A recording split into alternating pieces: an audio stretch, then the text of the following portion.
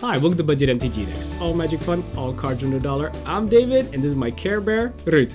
Hey everybody, today we're going to talk about a fun and effective EDH deck you can build without breaking the bank. Now today's deck is going to be all about spreading the love. As with our decks, there's just one additional build rule, and that is that all cards need to be under $1 in price, with the exception of our commander. Yeah. So let's take a look at him. And we have an adorable commander for you today. We have the one and only Phelddagrif for 1, a green, a white, and a blue. So for 4 mana, we'll get a 4/4 legendary little hippo. And this guy's got 3 little abilities, and that is for 1 green, Phelddagrif gains trample at the end of the turn, and then target opponent is going to get a 1/1 green hippo token. The other ability is for 1 white, we can give Phelddagrif flying, but then a target opponent gains 2 life. And finally, we can pay a blue and then return Phelddagrif to its owner's hand, and then target opponent may draw a card. So how we're going to be using this, the first ability, the trample, if we attack an opponent, we want to make sure we get through for that commander damage.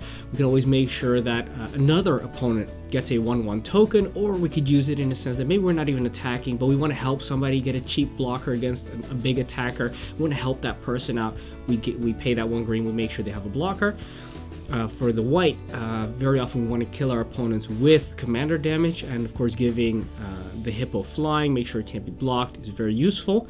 And the 2 life is negligible even if you give it to the opponent you're attacking with, because we're trying to kill them with commander damage anyway. And finally, being able to pay that 1 blue to bounce Phelddagrif back to our hand means that we can avoid the commander tax, and we can of course give somebody else a card. This is the one I find I use the least often, except of course when you really want to help somebody draw into whatever answer is threatening the board the most. So what is going to be the role of this commander? It's going to be to gain allies through the various hug mechanisms that we've put into the deck, and also to level the playing field to make sure that whoever is maybe a little bit behind, we can help them catch up. So it's not about pushing the person who's ahead behind, it's about letting the other people catch up. So we want everybody to be having fun, but everybody have a good time. So Ruud, what kind of cards do we need to make this deck work? Well, first of all, we have 28 cards to hug everybody. Then we have 16 Deterrent Cards, 14 Disciplinary Cards, and 3 win conditions, because we can win with this deck. It's not about winning, it's about having a good time so everybody can play. But it could really win. It did win, well, sometimes it does win. Yeah, really. Exactly. So what would be an ideal turn progression? Turn 1 we will use a ramp card, turn 2 creature deterrent cards, turn 3 we will have combat deterrent cards, and then turn 4 some draw, turn 5 disciplinary cards against the strongest player, and turn 6 onwards, it's a little fast I think, a win condition, I think it will be later, but really nice curve. Yeah, exactly. Alright, that is the turn progression. Now let's have a look at all the hug cards. We divided the hug cards into 4 categories. The first one is the cards that are going to be ramping everybody. So it's not just ramping ourselves, but ramping others as well. Then we've got the draw cards for everybody, creatures for everybody, and the recursion cards. And recursion cards are the cards that allow us to return cards from our graveyard back to our hand so we can recast them. So this is all about hugging the table, giving everybody goodies to play with. Let's have a look at the ramp cards first. The first one is Eladamri's Vineyards. For single green, it is an enchantment that gives every single player at the beginning of their first main phase 2 green mana to their mana pool. It adds 2 green mana to their mana pool, which they can use to spend it on anything they want, and that really helps the whole table ramp into the nice juicy targets later that they might otherwise only be able to play later in the game. Which works the same as Magus of the Vineyard, only this time around it's a creature. Yeah, so that means it's a little bit more vulnerable to board wipes and stuff like that. But everybody really appreciates these guys coming in early. Yeah. Veteran Explorer is next for a single green. It's a 1/1 human soldier scout. And when this guy dies, each player may search his library for 2 basic land cards and put them into the battlefield. Then each player is going to shuffle their library. So this is going to ramp everybody 2 lands. Super nice. Then we have Borderland Explorer for 2 mana. It's a 3/1 elf scout, and when it enters, each player may discard a card. Each player who does this may search his or her library for a basic land card and reveal it, put it into his or her hand, and shuffle the library. Yeah, I like it because it comes in early, gives the 3 powers. You can start smacking people around if you want, if you're not too huggy at that point in time. But it's also nice that since we're playing 3 colors, it allows us to discard a card, which could be a land that's not in the right color, but also maybe a very high-costed mana card that you're not going to use early in the game, and then replace it for that colored basic land that you do need early on. Spectral Searchlight is next for 3. It's an artifact that taps for any color, but we can give that mana to anybody we want. So we can, of course, usually we're going to be using it ourselves to mana fix us and mana ramp us. But should somebody really say, oh, if you help me out, I need an extra blue. I got the 2 blue pips. I can't cast it. Can you help me out with a single blue? This is a very nice card to win some political allies. Then we have Dictate of Karametra for 5 mana. It's an enchantment with flash, so you can cast it at any time.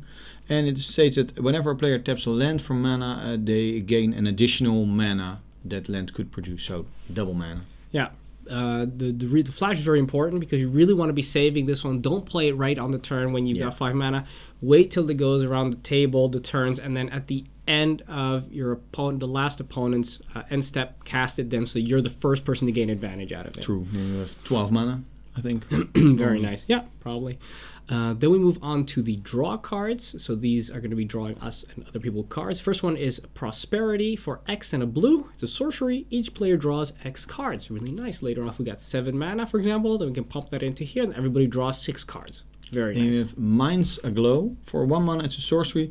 And starting with you, each player may pay any amount of mana, and each player draws X cards, where X is the total amount of mana spent. So when everybody does like 2 taps 2 lands, then we will draw 8 cards in a 4-player game, of course. Yep.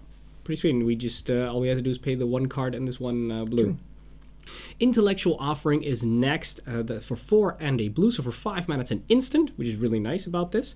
We're going to choose an opponent, and then we are both going to draw 3 cards, which is nice if somebody's a little bit behind. You say, hey, I'm going to give you those 3 cards. I'm going to take those 3 cards. The other people don't get it, so you can kind of start playing that political game.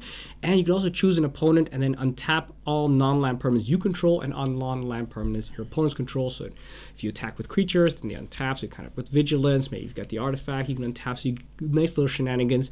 And the beauty of this, of course, is that it's instant speed. So it's really nice in combat to surprise people with that. Then we have Dakra Mystic. For 1 mana, it's a 1/1 Merfolk Wizard. And you can tap it for 1 blue mana. And each player reveals the top card of his or her library. And you may put all those cards into their owner's graveyards. Or all players can draw that card. Yeah. Essentially, of course, the cards we just looked at before, those are single use. Now we look at this creature, which every turn for 1 blue and tapping is basically going to be able to draw everybody a card. And of course, if somebody draws their win condition, we're saying, put that away. We don't want the game to end just yet. No. Put that in the graveyard.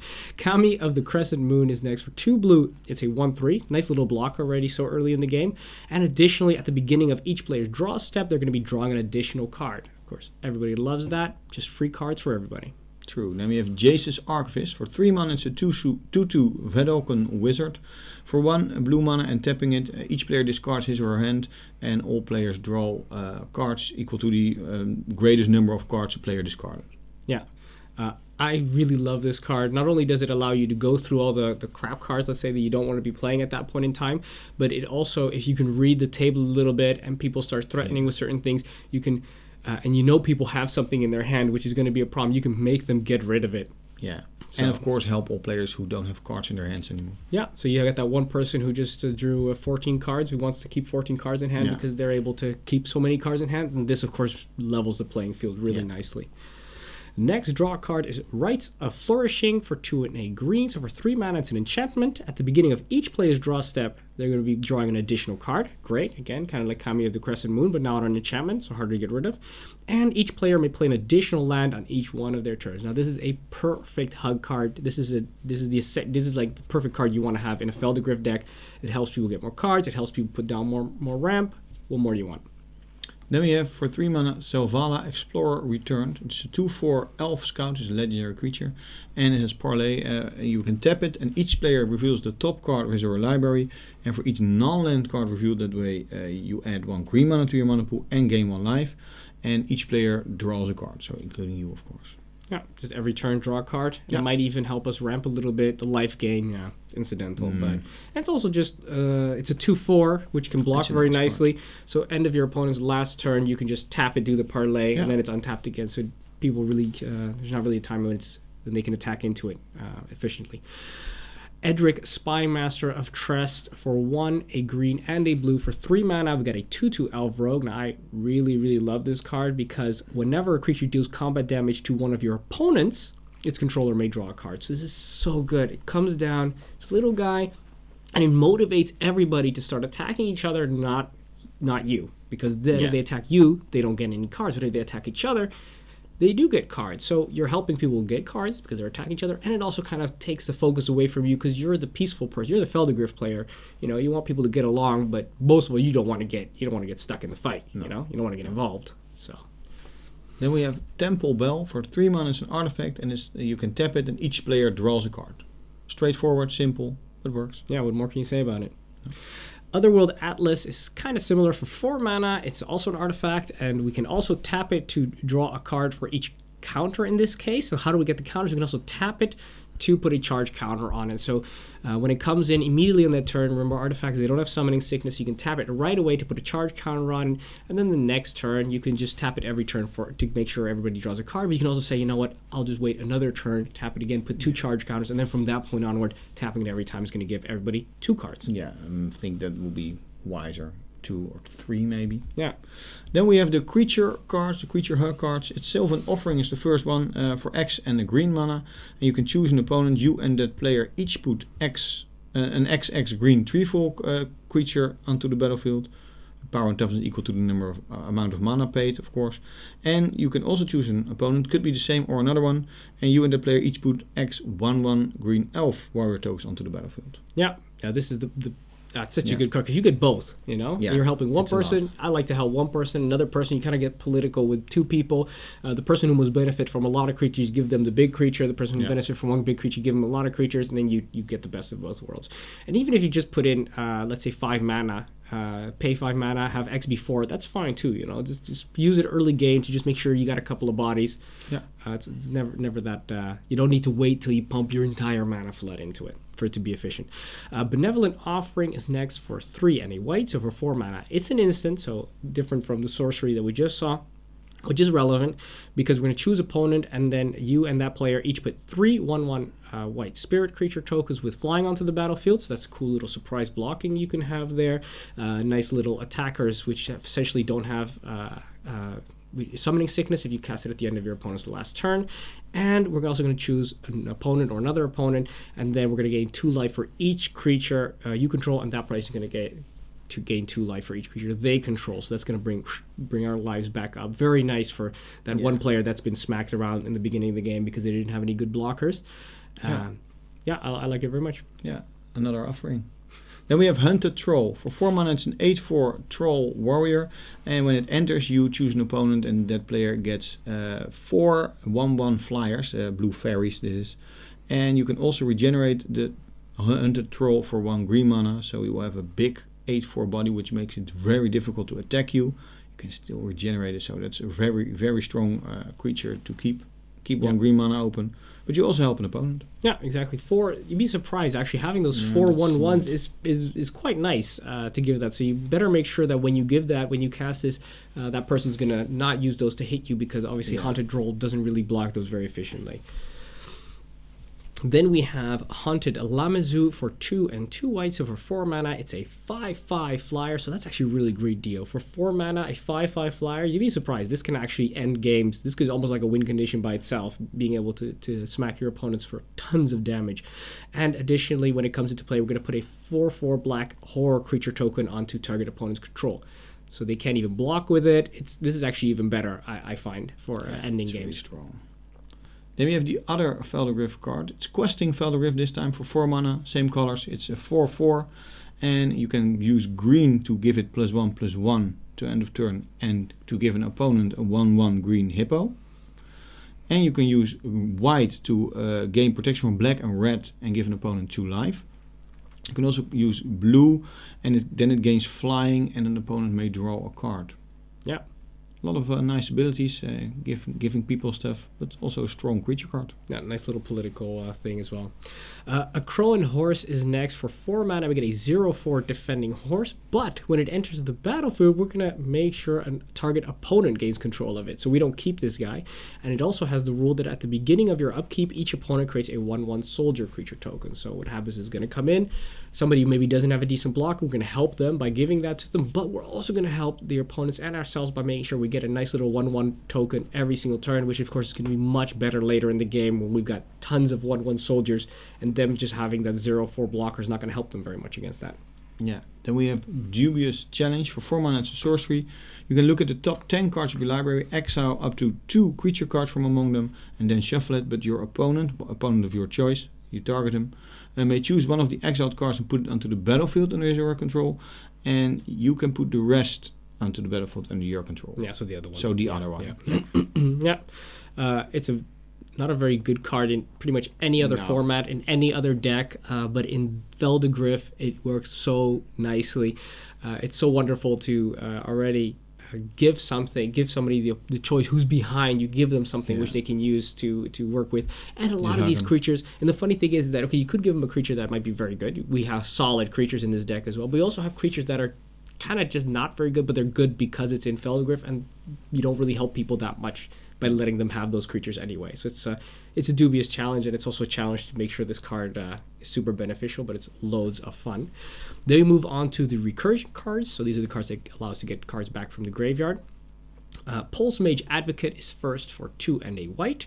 It's a 1/3 cleric, and we can tap it to return 3 target cards in an opponent's graveyard to their hand. That's a lot. You're really helping somebody get 3 things that you think that they should have, or that you don't mind them having. And then we're going to return target creature card from the graveyard to the battlefield. So they get the cards back to their hand. They get to recast them. Maybe they're cards that are not that great. Maybe just give them 3 lands when they're already mana flooded, for example. And we get to put maybe an 8 converted mana cost, 8 creature from the graveyard directly onto the battlefield. So I think we're getting a great deal with this card. Yeah, really nice. Yeah, really strong. Then we have Skullwinder. It's a 3 mana. 1/3 Death Touch Snake, and when it enters, you and an opponent both get a card from their graveyard back into their hand. Yeah, that is. They choose themselves this time. And what's really nice about this is, sure, your opponent gets to choose something, so you really got to make sure somebody's or that they have an empty graveyard. That's even better. But you can get any card back, and with these kind of things, it's all about creatures that you can get back. But this card allows you to get back those instants, those sorceries, those enchantments, those artifacts, whatever you want. And that's what makes this card so strong. Grave Sifter is the last of the It's not the last of the recursion cards. Second to last of the recursion cards for 5 and a green. So for 6 mana, it's a 5/7 beast. Okay, this thing is chunky. This thing, you can also just use it as a beater. But when it enters the battlefield, each player may choose a creature type and return any number of cards of that type from their graveyard back to their hand. This is especially nice when somebody's maybe behind and they are playing tribal, that you can help them a lot. But this, even for ourselves, is very nice. We can use Cleric, we can use Snake, there's a lot of very specific things that we want to get back. And it really resets the board a little bit, that everybody gets nice cards back again. Yeah, then we have Dawnbreak Reclaimer. For 6 mana, of which 2 white, it's an angel, it's a 5/5 flyer, of course. And at the beginning of your end step, choose a creature card in an opponent's graveyard. Then that player chooses a creature card in your graveyard. You both get those cards back under your control. Yeah.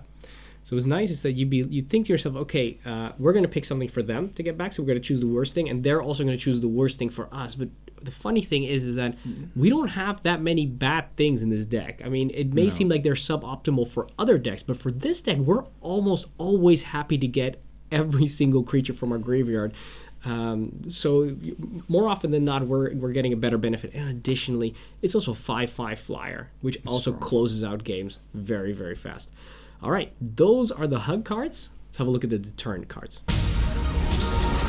We divided the Deterrent cards into combat and creature. And the combat cards stop people from attacking, and the creature cards stop people from playing creatures. The first one is Island Sanctuary. It's 1 mana and a white mana, and it's an enchantment, and it states that you can skip drawing a card, and until the beginning of your next turn, only creatures with flying or island wall can attack you. You can use it only once during your draw phase, but that doesn't really matter. You don't only use it once. Yeah. So essentially, you can't do it whenever you trigger to draw a card, and it really has to be your draw phase at the beginning of the game. But we have so many ways to draw cards, and we're pretty economical with our card use. So later in the game, it's not unusual to just be able to activate this every single turn and make sure that people creatures only with flying or island walk can attack you. That's not as much as you think. Dawn Strider is next for 1 and a green. It's a 1/1 Spell Shaper. And for a green, and tapping it and discarding a card from our hand, so it's going to cost us a card as well every time we do this, we're going to prevent all combat damage that we've been dealt this turn. Now, this card is super versatile. Sure, it costs us a card, but essentially what it says is any dead card we have in our hand at that point in time becomes a fog. and we can use it for ourselves, which is usually where we're doing it, but we can also use it to help an opponent, which may then in turn become an ally to make sure that they're not out of the game just yet when they're maybe being attacked for lethal or commander damage or something like that. So, and of course, once again, we draw quite a lot of cards in this deck, so having to pay that one card, I don't think is so bad. No. Then we have Oars of Advocate for 2 and a white. It's a 1/4 human advisor. In the beginning of your upkeep, each player may put 2 +1/+1 counter on a creature he or she controls. But if the player does, creatures that player controls can't attack you or a planeswalker you control until your next turn. Yeah, so you're going to notice that people are going to get greedy at the beginning. They're going to say, I can always attack the Phelddagrif player later on, so they're going to start stacking it. But they are stacking. These creatures get big very fast. Just imagine if you just have a 1/1 flyer, you got that 1/1 token, they put that on there immediately that turn. When it's their turn, they're going to have a 3/3 flyer they're going to attack with, and they can't attack you. So what does it do? They're not going to just let it sit there. They're going to throw it towards one of your opponents, and then they're going to start eating at each other's life very quickly with this card. Reverence is next for 2 and 2 white, so for 4 mana, it's an enchantment. States that creatures with power 2 or less can't attack you. Now, what's really nice about this is, of course, token strategies mean most creatures that are tokens are going to be 2 or less, which means that people can't flood the board anymore and kill you. They can still attack each other. Once again, that's very good. And all the creatures that we give, mostly, all those little hippos, all those little 1/1 flyers, all that stuff that we give away to our opponents for them to help us, they can't use that against us once we have this. Really strong, of course. Then we have Spiritual Asylum. For 4 mana, it's an enchantment. This one actually prevents you from attacking. It states that whenever a creature you control attacks, you have to sacrifice Spiritual Asylum. But creatures and land you control will have Shroud. It can be targeted by spells or abilities.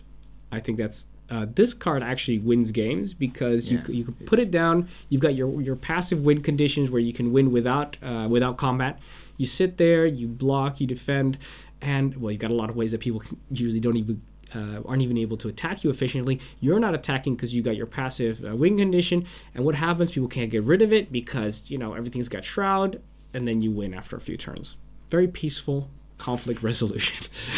Stoic Angel is next for 1, a green, a white, and a blue. So for 4 mana, we get a 4/3 with flying and vigilance. This is already just a nice little creature to attack with. And additionally, players can't untap more than 1 creature during their untap step. So anybody who's got lots of creatures who wants to be attacking, they don't have vigilance, they're going to learn the hard way that swinging at you, or anybody for that matter in this case, is going to make it really hard for them to defend efficiently because they can only untap 1 creature. So that really slows down combat for your benefit. Why? Because Stoic Angel, even if you only have that creature and Phelddagrif, for example, you could attack with both of them and untap Phelddagrif every turn. Stoic Angel has got vigilance. He's not troubled by it. Really nice. Then we have Orbs of Warding. For 5 mana, it's an artifact, and it says that you have hexproof. Pretty nice against burn. And if a creature would deal damage to you, you prevent 1 of that damage. So it helps against token decks. Against everything a little, actually. Yeah, kind of the same idea as Reverence. Make sure that people don't attack you with all those tokens they've been getting. But you'd be surprised how often spells say, target opponent discards something. Target opponent has to do this. Target opponent has to sacrifice that. Yeah. And with Orbs of Warding, we're just not going to be the target of that anymore. Very, very nice. Sphere of Safety for 4 and a white. So for 5 mana, it's an enchantment. It says that creatures can't attack you or a planeswalker you control unless they pay X. And what is X? X is the number of enchantments you control. Sphere of Safety is already enchantment, so even if this is the only enchantment on the battlefield, for every creature they're going to have to pay 1 mana. Token players are not going to be able to do that. So then people are going to have to do it for their bigger stuff. And believe it or not, this deck actually has quite a bit of enchantments as well. So they're going to be running up 4, 5, 6 mana, having to pay that mana just to attack you. They might want to invest their mana better, so they might just swing at an opponent and then use that mana more efficiently, keeping you safe. True. Then we have Isperia, Supreme Judge, for 2, 2 white, and 2 blue mana. It's a 6/4 flyer, it swings.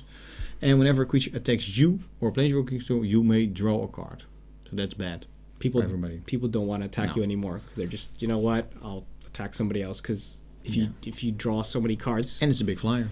It's a big flyer. See, these cards are all doing double duty. Sweet.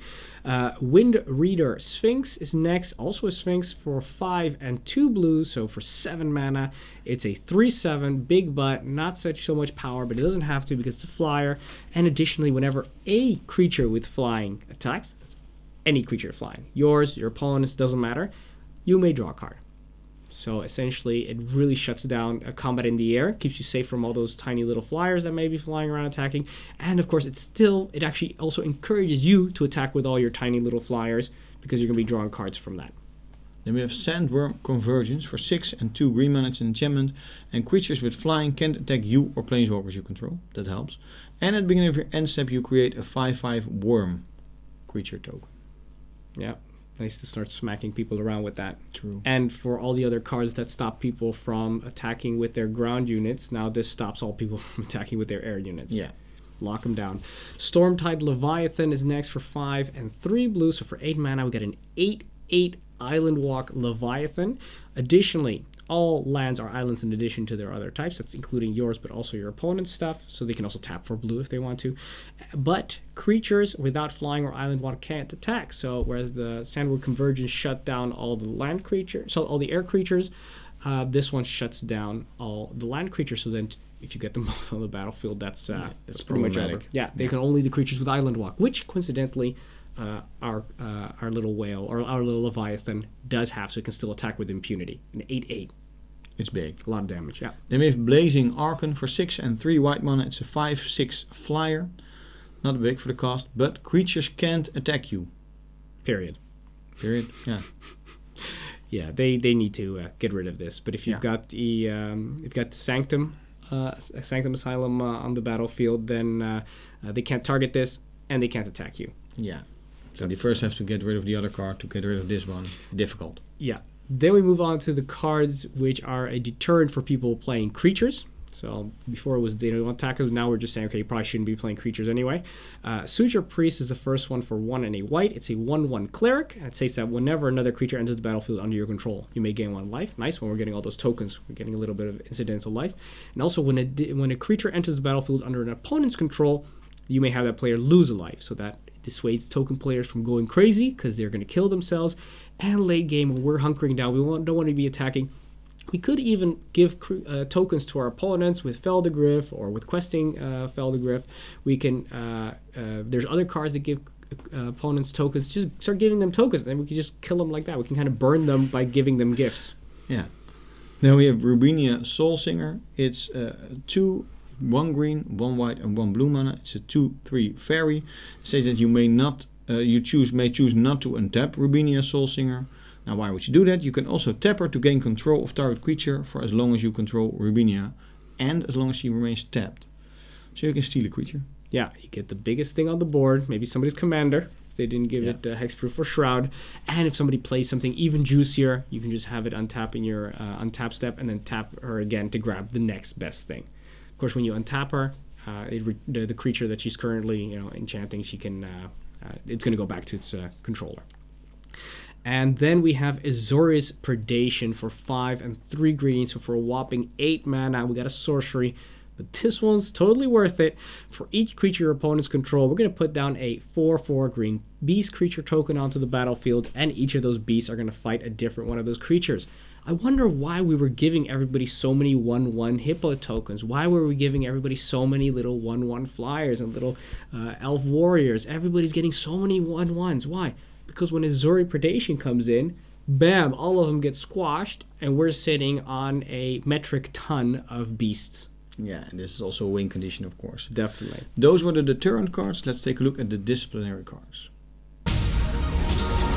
Now with all these kind of games, sometimes there's somebody who gets carried away and needs to be brought back into line. And for that, we have the disciplinary cards. We divided those into 3 categories.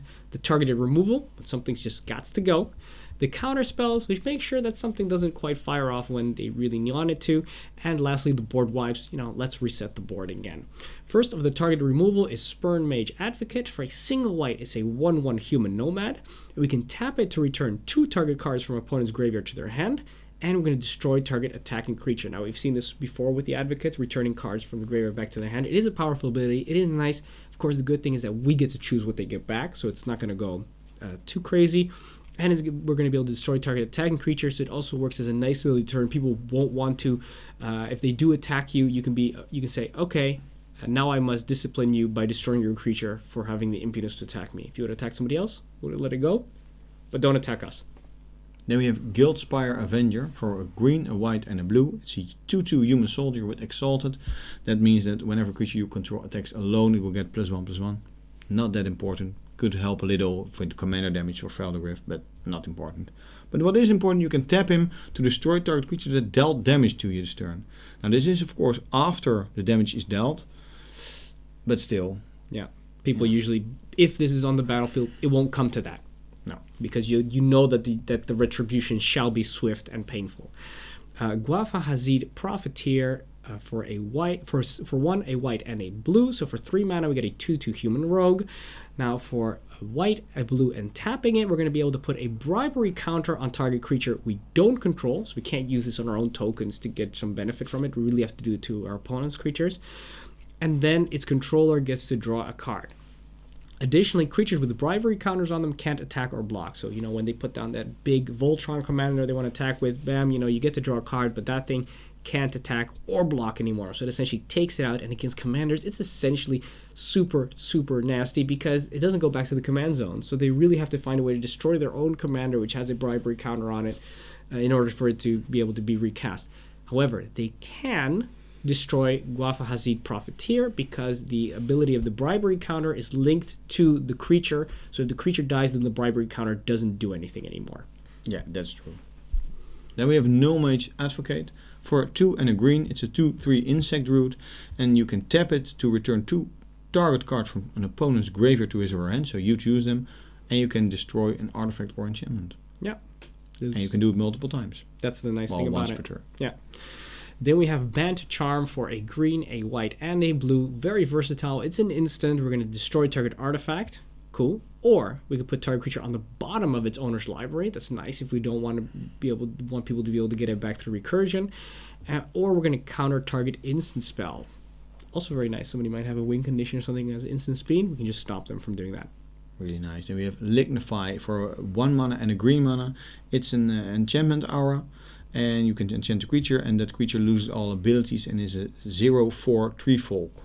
Especially nice against commanders again, because it doesn't go to the command zone. Yeah, that's really nasty. But it works really well with Phelddagrif, because Phelddagrif is all about being peaceful. We're not killing anybody. You're just a tree now. Yeah, very peaceful. Very peaceful tree. Yeah, exactly. Just a little like the next card. Just like Darksteel Mutation for 1 and a white, we're also going to be enchanting a creature, and now it's not a tree, but now it is a 0/1 insect artifact creature with indestructible, and it also loses all ability. So you can say, why are you so sad? You have an indestructible little creature. How happy are you that you're... It's a nice blocker. Yeah, exactly. Very Except, nice. Of course, people attack you with trample or flying, then of course, it doesn't help you, but it's a very peaceful solution to a very threatening creature. Then we have Imprisoned in the Moon for 2 and a blue mana. It's an aura enchantment, and you can enchant a creature, land, or a planeswalker, and that permanent is color. It will be a colorless land and loses all other types and abilities, and you can tap it. The opponent can tap it to gain a colorless mana. Once again, you say, hey, I just gave you mana ramp. Really what nice. more do you want? Then we move on to the counter spells. The first one is Negate for 1 and a blue. It's an instant. We're going to counter target non-creature spell. You may think, hey, but that's all the creatures, all the commander stuff. We can't counter that. Sure, a lot of times we can deal with creatures. We've got a lot of ways for people not to attack us with creatures. We've got a lot of ways also to kill creatures. But the counter spells are really, we want to save those for when somebody's got some kind of board wipe or some kind of sorcery or instant, which is really going to be winning them the game, and then we can really stop them from firing that off. And then we have Arcane Denial for 1 mana and a blue mana. It's an instant. It states you can counter target spell. Really nice. You can counter anything. And its controller may draw up to 2 cards at the beginning of the next turn's upkeep. And you draw a card at the beginning of the next turn's upkeep. Yeah. So they draw 2, you draw 1, but you did counter a spell. The best thing, and again, if they complain that you counter their win condition, you can just say, but you get to draw 2 cards. What more do you want? It's all about giving stuff, this deck. Dream Fracture is next for 1 and 2 blues, so for 3 mana. Again, instant, we're going to be countering target spell. Then its controller draws a card, and we draw a card. So we're nice and even again. Then we have the board wipe cards. The first one is Etherize for 3 mana and a blue mana. Return all attacking creatures to their owner's hand, instant speed. Yeah, so people, once they've played against this deck one time, they know that they really shouldn't be full-blown attacking you when they have the chance if you've got 4 mana open, because the chance of them just getting all their stuff back to their hand is just terrible. Which is very similar to Aether Spouts for 3 and 2 blue, also instant. For each attacking creature, its owner puts it on the bottom or the top of their library. This is even worse. Before they were at least getting it into their hand, a chance in their turn again to be able to recast some stuff. But in this case, it's all going to go either to the bottom or the top, so they're going to have to redraw it if they like it, or it's just going to be gone forever, pretty much. Then we have River's Rebuke for a 4 mana and 2 blue mana. It's a sorcery, and it says you can return all non-land permanent target player controls to their owner's hand, which could be really devastating against one player. Yeah, because after all, we're trying to keep the level playing field. If somebody's getting way too far ahead, it's nice to be able to. We don't want to, none of these cards wipe the board of our stuff. We want to stay with all our cool stuff. We have cool little toys, mana ramp, draw cards. We want to make sure that's intact. But sometimes some people might get a little bit too much benefit. They get out of control, and you say, okay, we're going to reverse rebuke that person. Send them back to the Stone Age. Those are the disciplinary cards. Let's have a look at the win conditions. The first of our win conditions is Strength of Cedars for 4 and a green. So for 5 mana, it's an instant, and we're going to give target creature +X until the end of turn, where X is the number of lands you control. Now you may think, really, this is a win condition? Yes, believe it or not, with Phelddagrif, attacking a few times, giving Phelddagrif flying, hitting them a few times, hitting them for 4 damage, hitting them for 8 damage, and then later on in the game, as a surprise, when you're attacking them again, people will never expect that you are going to blow them out by giving Phelddagrif +10/+10, for example, or even +17/+17 out of nowhere, instant speed. They've already declared that they're not blocking because you attack, and then once they say, okay, well, I'm not blocking it again, who cares? It's another 4 damage. Bam, Strength of Cedars comes in, and they're just dead due to commander damage, or sometimes they just don't have enough life, and you just kill them in one blow. So it really is such a surprise ending, and people never see it coming. Yeah, a lot of times people just keep on hitting each other. So they keep on killing each other, and you can just hit them with like 10 extra. And it also happens a lot when you stall the game longer. You will have 70 mana, so it's also possible. And you can even give a creature an opponent controls +X/+X. Could be. That'd be hilarious. Yeah. Funny. Could be. Then we have Azor's Elocutors for 3 mana and hybrid mana. It's white or blue 2 times. It's a 3/5 human advisor. And at the beginning of your upkeep, you may put a filibuster counter on Azor's Elocutors. And then if it has 5 or more on it, you just win the game. So if you stall everybody long enough, they will think, okay, let it be, just you win. That's what this card actually says. Yeah. But whenever a source deals damage to you, you have to remove a filibuster counter from this card. Yeah. So you do need a way to prevent damage. But you have a lot of ways to do that. Exactly. So just wait till till we're making sure that nobody's attacking each other anymore due to or at least not attacking us anymore due to all the other deterrent cards. Yeah. Pop this sucker down, and then you just wait. We're not going to be killing people. We're just going to win the game. Just sitting there, being very peaceful about it. Felidar Sovereign is the last one for 4 and 2 white. It's a 4/6 cat beast with vigilance and lifelink, and it states that at the beginning of your upkeep, if you have 40 or more life, you win the game. There's ways for us to gain life, plenty of ways to gain life in this deck. And, of course, this creature's also got lifelink itself, so we can also attack with it should it be necessary to gain us a little bit of extra life. And should people not get rid of it, 9 out of 10 times the next turn, we've won the game in a very peaceful fashion. True. Yeah. We need to be peaceful. Very peaceful. Except when you're attacking with 8/8 Leviathans. That's then true. be very not That's peaceful. True. All right, those are the win conditions. Let's move on to the lands. We divided land cards into 6 plains, 6 islands, 6 forests, and 20 non-basic lands. So let's take a look at the non-basic lands. The first one is Gaia Reach Sanitarium. You can tap it for a colorless mana, but you can also tap it for 2 mana. well, you have to pay 2 mana then, and each player draws a card and discards a card. Yeah, nice little helping each other out if people need to dig for their good stuff. Seaside Citadel is next. It comes in tap, but it does allow us to tap for green, white, or blue, which are exactly the colors we need in this deck. Yeah, then we have Temple of the False God. It will add 2 colorless mana to your mana pool, but only if you control 5 or more lands. Then we have Selesnya Guildgate, which comes in tapped, but gives us green or white, which is the same as Blossoming Sands, which also comes in tapped, gives us white or green, but we also gain life when it comes in. Then we have Azureus Guildgate. It comes in tap, it gives us white or blue, which is the same as Tranquil Cove, but this one also gives us 1 life. Exactly, and then we go on to Civic Guildgate, which comes in tapped, gives us green or blue, and it's the same as Thornwood Falls, but this one, again, gives us a life when it comes in. Then we have Selesnya Sanctuary. It enters tapped, but when it enters you have to return a land to its owners to your hand, a land you control to your hand, and it will give you a green and a white mana when you tap it, which is the same as Azureus Chancery, but this one gives white and blue, which is the same as Simic Growth Chamber, but this one gives green and blue. Yeah, it's important to remember that the land that you return to your hand, it does not have to be tapped, or does not have to be untapped, which means that before we can tap it to get the mana and then return the tapped land, making it a little bit more efficient. Exotic Orchard is next. It can tap for mana of any color as long as it's from a land, as long as a land that opponent could produce that color. Then we have Rupture Spire. It enters tapped and you have to pay 1 mana. Otherwise you have to sacrifice it, which would be useless. But it can tap for 1 mana of any color. Yeah, which is exactly the same as Transguild Promenade. Then we have the Vivid Meadow. It's a land and it enters the battlefield tapped with 2 charge counters on it. You can tap it for white, but you can also tap it and remove a charge counter to gain a mana of any color you want, which is the same as Vivid Creek, but this one is blue, and the same as Vivid Grove, which is green.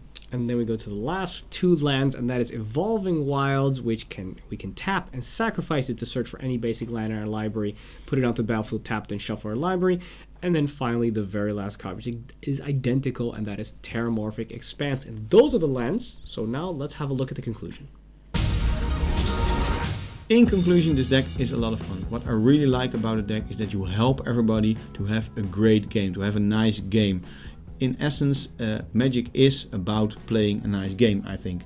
And it doesn't really matter if you win or not, because it's just hilarious, and if you win, it's even more hilarious. David? Yeah, I also really love this deck. What you said is true. Not only are you helping everybody play a game, but you're helping everybody get the most out of their decks. You know, there's a lot of stacks decks. There's decks which are about control, and what you're actually doing is you're stopping other people from playing the game. So it's not even about making sure everybody has fun. It's about letting everybody play the game of Magic for which they came. So everybody's coming, everybody's playing the game. You're giving extra mana, you're giving extra cards, you're giving extra creatures. You're really making sure that everybody gets the most out of their decks. And then when they least expect it, you kill them. And that is what I think is nice. Super hilarious about it. You're helping people, you're making allies. You know, there's the playing the cards, there's talking to people, getting them on your side, there's giving out gifts like Santa Claus, and then finally it's stabbing everybody in the back and then killing them when they've already lowered each other's life to a very low degree. So in essence, it may seem like it's about having fun, it's about helping people, but in the end you run away with the victory because everybody's fighting over the trophy, and then they're killing each other over it, and you're just sitting there behind walls and walls of no flyers can attack you, no non-flyers can attack you, we're getting worms, no 2-power creatures can attack you, all creatures get damage reduced by 1. You know, in the end they can't even do anything to you, and you're just sitting there going, yeah, but I'm just helping people, you know. So you could be innocent, but you can also kind of be the backstabby person. So it's depends on who. I guess I'm just a backstabby person. That's how I like to play it. Loads of fun, but it works for both ways, and it just makes for fun, interesting, chaotic games. But not chaotic in the way that nobody knows what's happening, but chaotic in the way that nobody can expect to deal with so many goodies coming everybody's way, which is a lot of fun. And it's also quite affordable, right? Yeah. The whole deck is below $43. We did the math on magiccards.info, which compares prices of a lot of sites which sell cards and use only medium prices. So you can really buy this deck for this price. That is including the commander and including all the lands. So I think everybody could buy this deck if they like it, and it will make for a great game. Yeah. Yeah. Also, now we come to the point where we'd like to remind you that if you like these videos, you want us to be making more videos, why not head over to patreon.com/budgetmtg decks. You can become a patron of us for as little as $1 a month. It really helps out the show. It helps us make more videos. It helps us improve the quality of the videos, and we also have nice little benefits and stuff that is on there. So you head on over to patreon.com/budgetmtgdecks to see what the different tier levels are. Also, if you want to know what some non-budget upgrades are, because a lot of people ask for non-budget upgrades once they see the deck tech, head on over and join us on the social medias, on our Instagram, on our Facebook, on our Twitter. Talk to us there. We have discussions. We let you know when new videos are coming out. We also let you know about what we think about new sets that are coming out, so we can have discussions there on the social medias. And of course, subscribe to us here on YouTube for the most powerful decks and advice everyone can afford. If you do subscribe, don't forget to hit that little bell button to be part of the notification crew, because then you'll get a notification as soon as a new video comes out. And of course, you want that because then you'll have these decks before anybody else. You can kick their butt and stab them in the back with a very innocent looking hippo. I guess that's it. Thanks for watching. I'm David. And I'm Ruud. And this was Budget MTG Decks.